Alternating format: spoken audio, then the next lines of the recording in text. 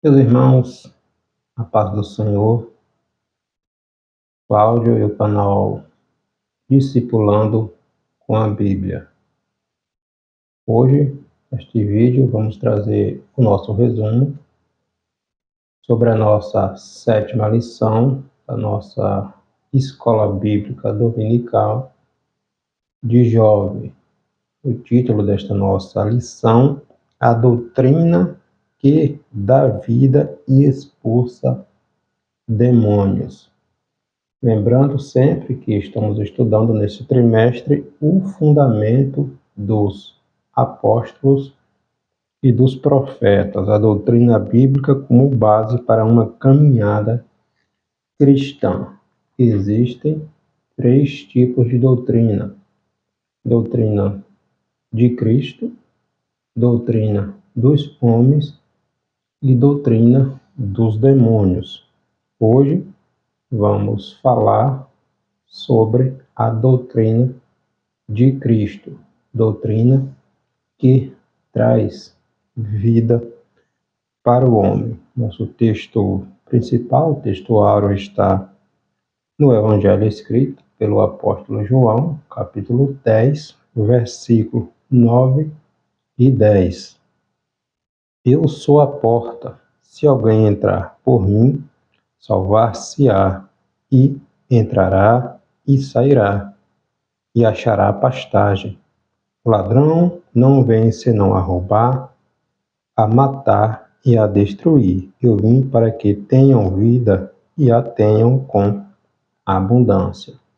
O resumo da nossa lição: a doutrina de Jesus reflete o seu caráter, razão pela qual ele liberta e dá vida aos que creem e obedecem. Os objetivos dessa nossa lição: compreender a autoridade da doutrina de Cristo, conscientizar-nos de que a doutrina de Cristo dá vida ao homem e saber a respeito da doutrina de Cristo e os demônios. Vamos refletir um pouquinho sobre a respeito da doutrina do Senhor Jesus Cristo, né? A doutrina do Senhor Jesus Cristo, ela dá vida e autoridade para expulsar demônios. A autoridade de Jesus é a principal marca do seu ensino. Jesus ensinava com autoridade, diferentemente dos escribas. Jesus ensinava e praticava, fazia aquilo que ele ensinava. Já os escribas eram apenas discursos vazios, muito legalismo, mas nada de prática. Daí nós observarmos ao longo dos evangelhos vários confrontos, embates que Jesus tinha com os fariseus. O texto bíblico dessa nossa 7ª lição está no Evangelho do Senhor Jesus, escrito por Marcos, capítulo 1, versículo do 21 ao 28. Entraram em Cafarnaum e logo no sábado, indo ele à sinagoga, ali ensinava. E maravilharam-se da sua doutrina, porque os ensinava como tendo autoridade e não como os escribas.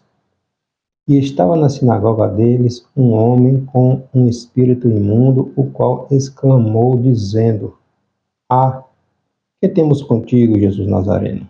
Vieste destruir-nos? Bem sei quem és, o Santo de Deus. E repreendendo-o Jesus, dizendo: Cala-te e sai dele. Então, espírito imundo, agitando-o e clamando com grande voz, saiu dele. E todos se admiraram, a ponto de perguntarem entre si, dizendo: Que é isto? Que nova doutrina é esta? Pois com autoridade ordena aos espíritos imundos e eles lhe obedecem. E logo correu a sua fama por toda a província da Galileia. Marcos está descrevendo aqui o episódio em que Jesus, logo após sair de Nazaré, Jesus se dirige a Cafarnaum. Cafarnaum foi onde Jesus estabeleceu a sua base,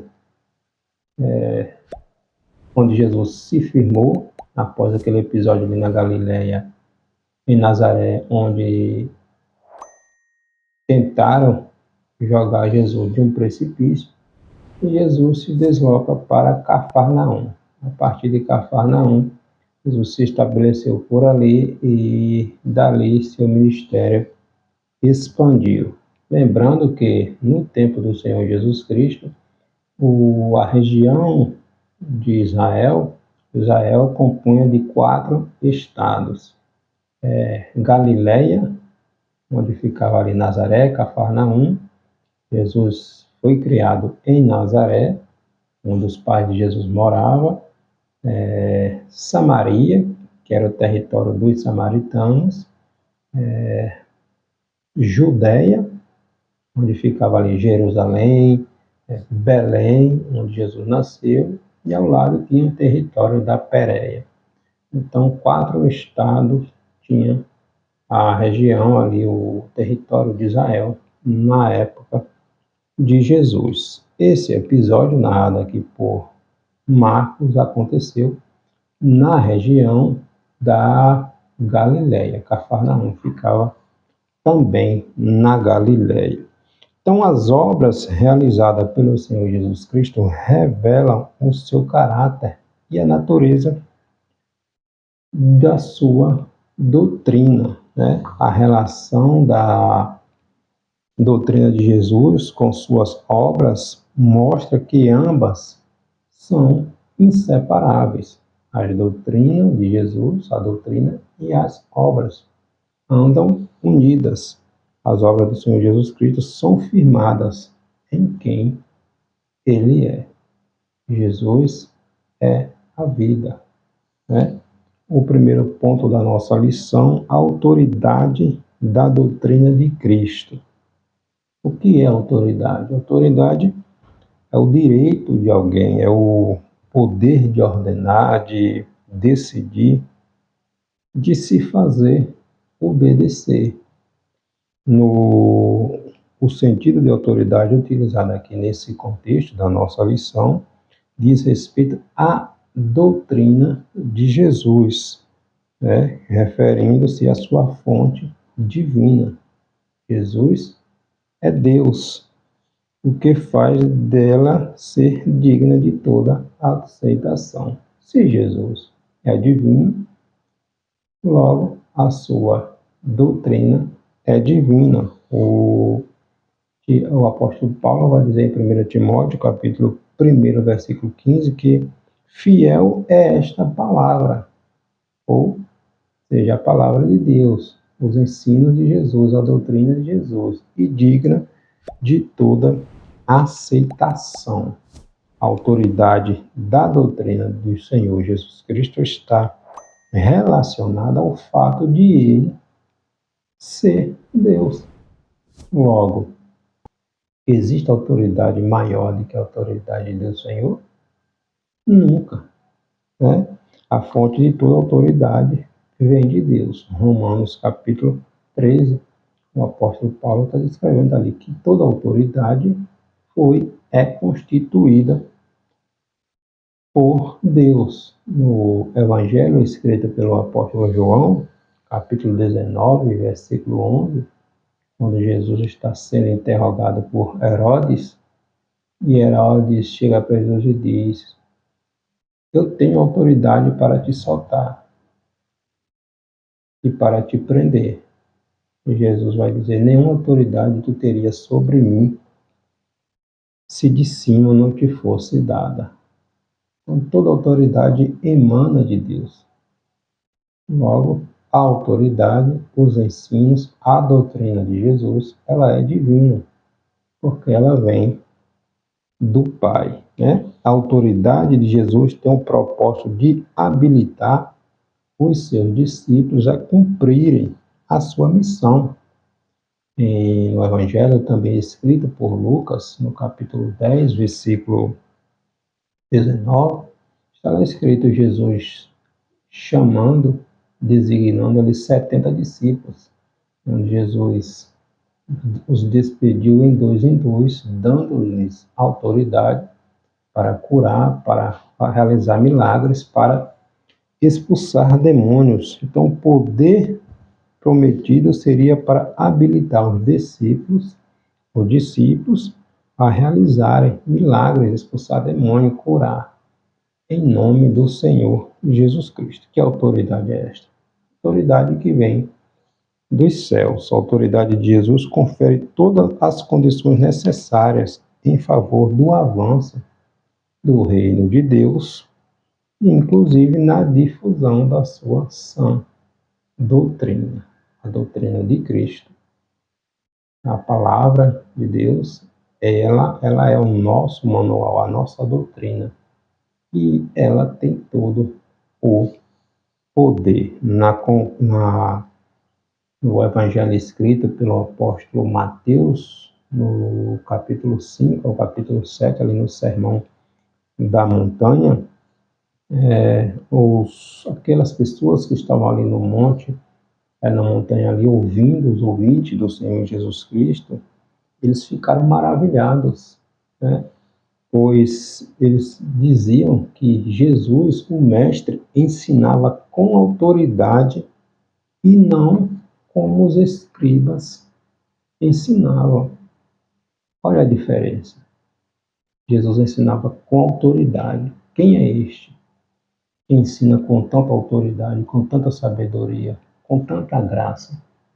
O povo sentiu logo a diferença dos ensinos, da maneira de ensinar, da metodologia de ensino do Senhor Jesus Cristo e dos escribas, dos fariseus, totalmente diferente. O autor Mark Henry, ele vai dizer: Cristo sobre a montanha mostrava mais autoridade do que os escribas que sentavam na cadeira de Moisés. Então, a doutrina de Cristo é uma doutrina que vem de Deus, uma doutrina que vem dos céus, uma doutrina divina, uma doutrina que dá vida ao homem, né?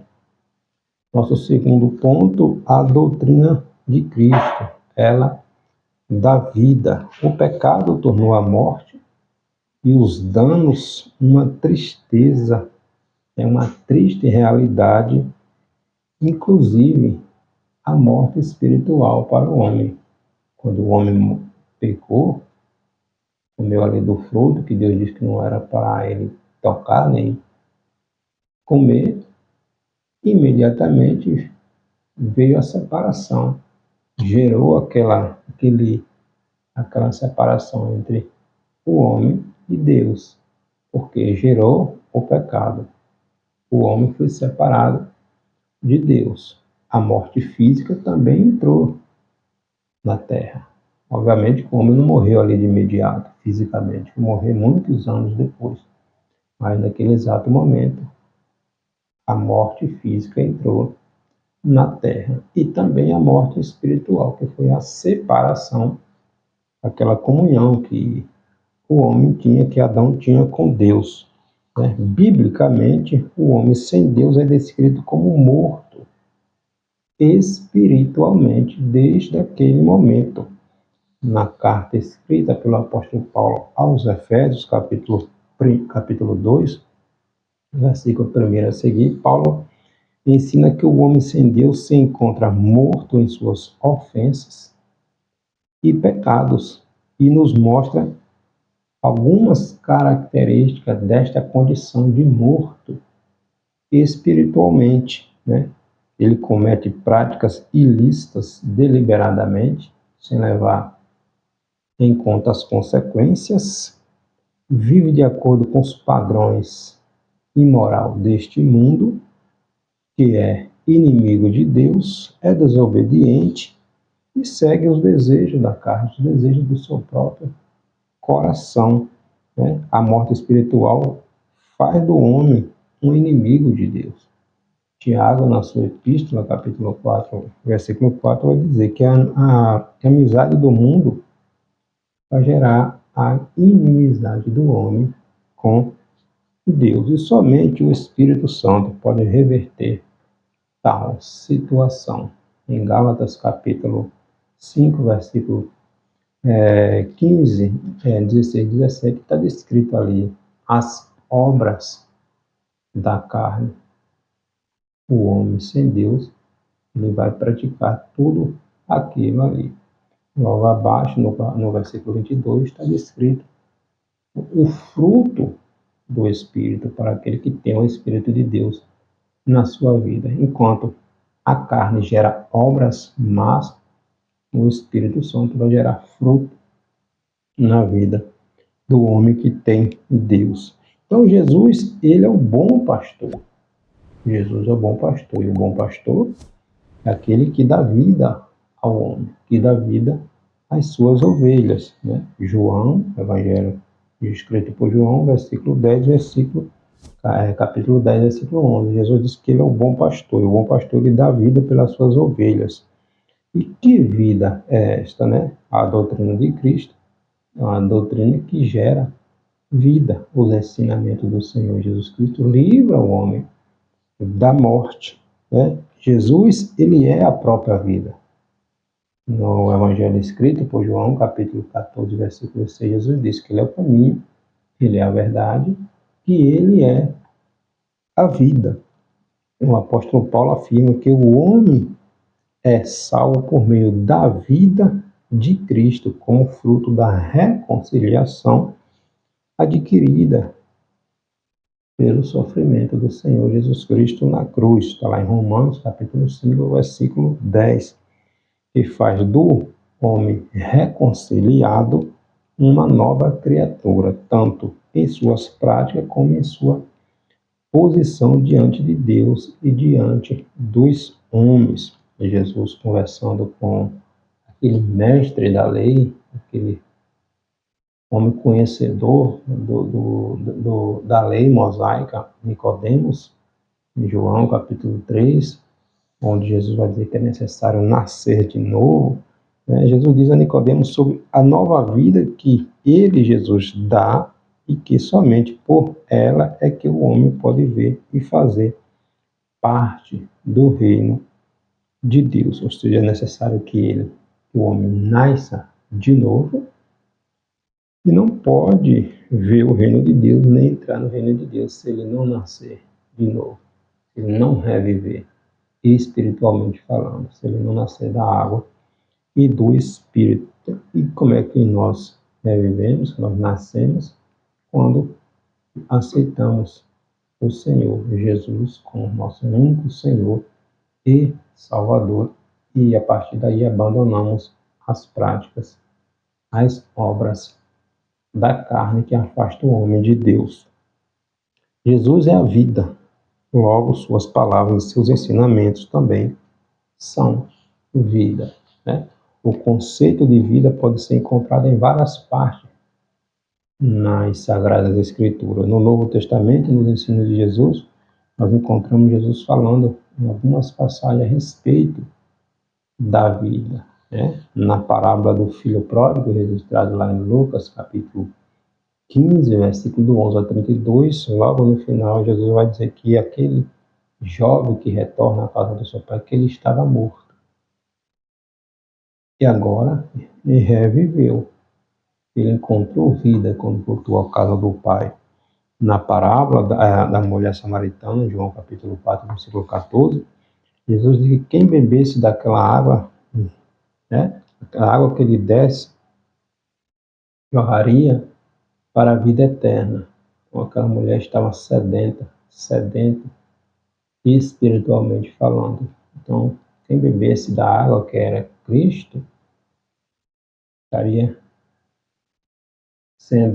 recebendo o passaporte para a vida eterna. Na parábola da multiplicação dos pães também, na parábola, ali quando Jesus está falando com Marta, com Maria, sobre Lázaro que havia morrido, Jesus vai dizer que ele é a ressurreição, que Ele é a vida. Então, a doutrina do Senhor Jesus Cristo é uma doutrina que gera vida, que traz vida, que provoca a vida, que brota a vida no homem que necessita do perdão do Senhor Jesus Cristo. Então, Jesus disse que as suas palavras são espírito de vida.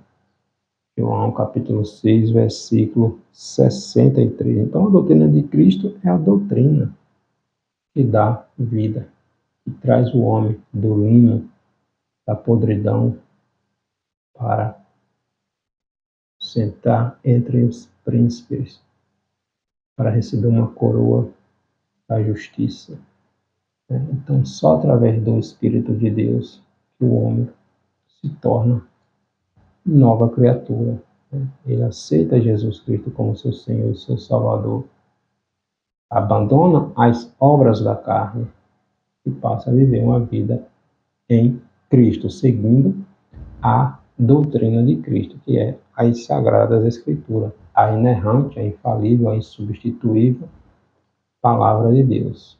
Porque Deus é o autor e Deus não erra.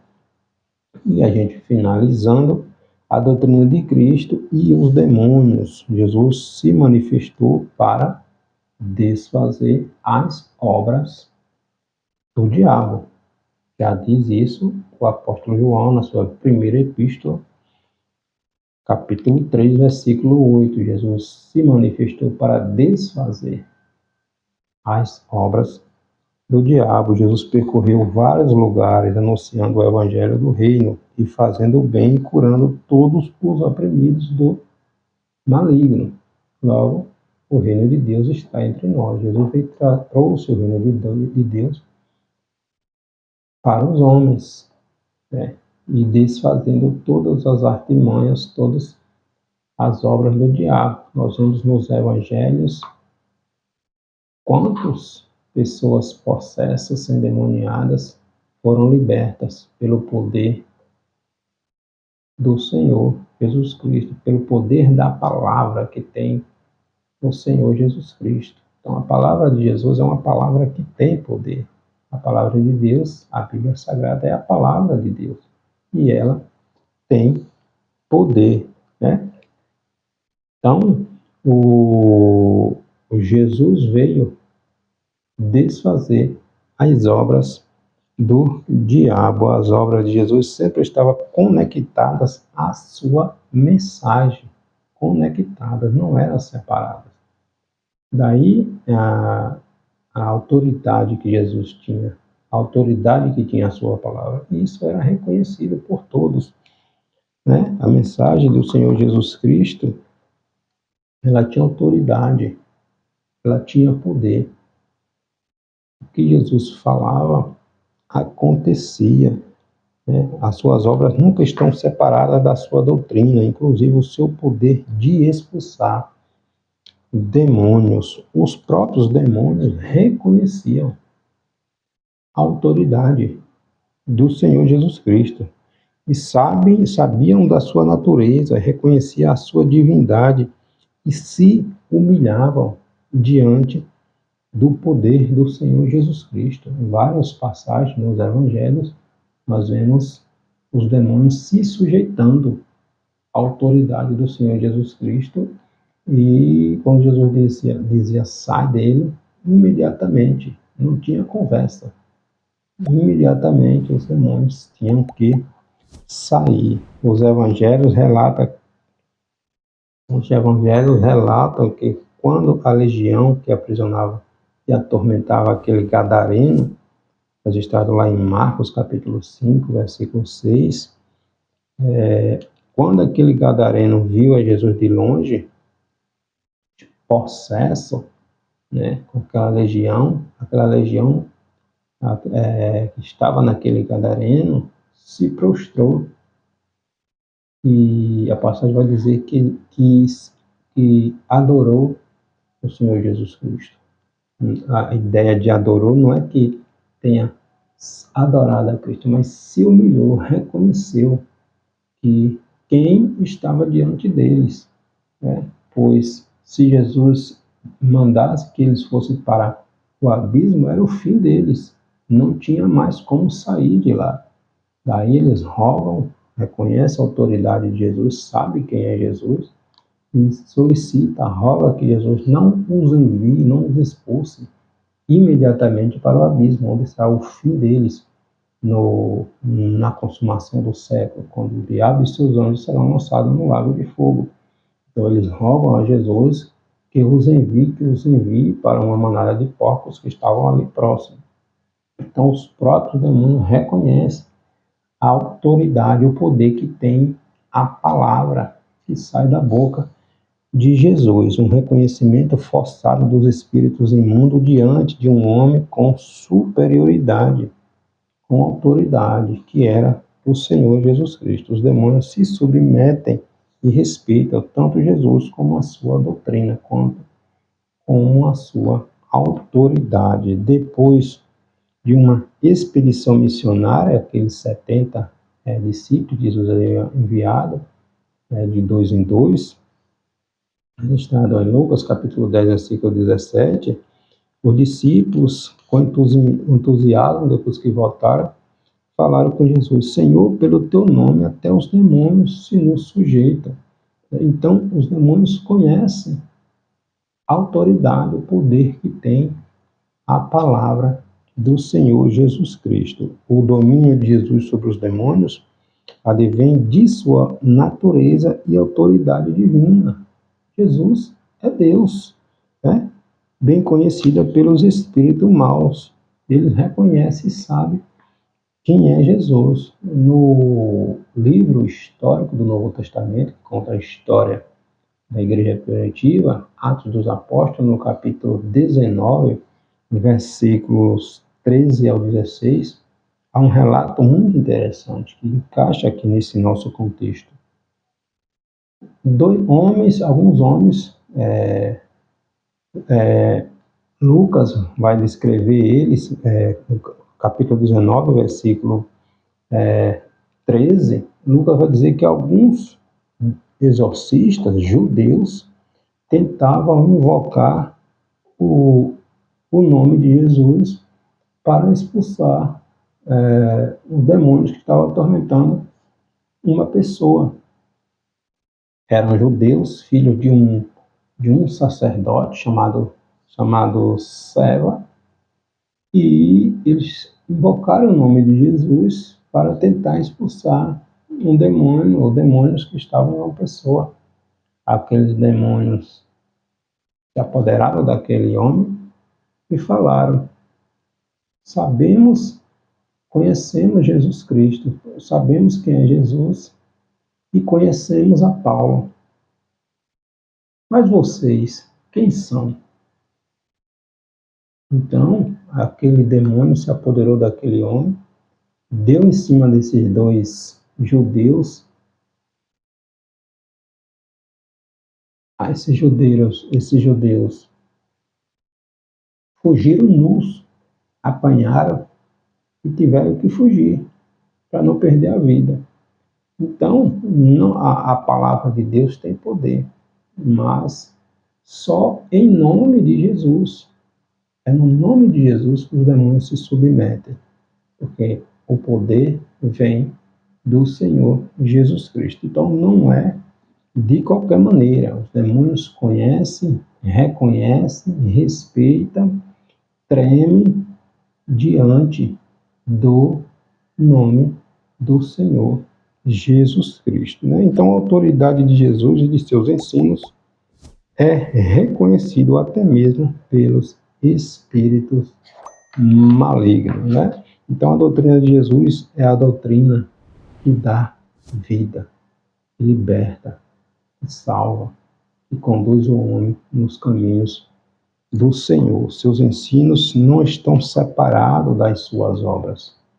Jesus ensinava, Jesus fazia, totalmente diferente dos fariseus, né? E até os próprios demônios reconhecem a autoridade de Jesus, respeitam e temem o nome que é sobre todo nome, que tem todo o poder no céu e na terra. Então, a doutrina que dá vida, que traz vida, que liberta, é a doutrina, é os ensinamentos, é a palavra do Senhor Jesus Cristo, a única fonte de vida que salva o homem do pecado. Novamente, João capítulo 14, versículo 6, Jesus diz que eu sou o caminho, eu sou a verdade, eu sou a vida. Ninguém, absolutamente ninguém, chega aos céus, chega a Deus, se não for através do Senhor Jesus Cristo. E a sua doutrina e a sua palavra, ela nos ensina, nos instrui, nos corrige, nos orienta a como viver segundo os ensinamentos e a vontade de Deus. Deus abençoe.